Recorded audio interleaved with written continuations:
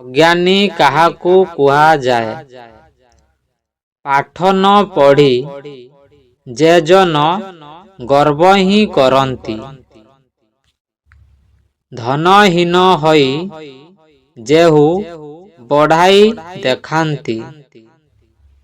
ବିନା ପରିଶ୍ରମେ ବହୁ ଧନ ଇଚ୍ଛା ଯେ କରନ୍ତି। ଜାଣିବ ତାଠାରୁ ମୂର୍ଖ ସଂସାରରେ ନାହାନ୍ତି।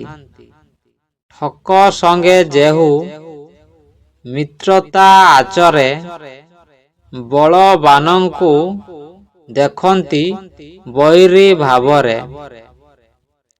ନିଜ ପ୍ରିୟଜନଙ୍କୁ ଯେ ମଣନ୍ତି ଭଗାରି ଜାଣୁ ଜାଣୁ ସେହି ଜନ ଦୁଃଖ ନିଏ ଭରି।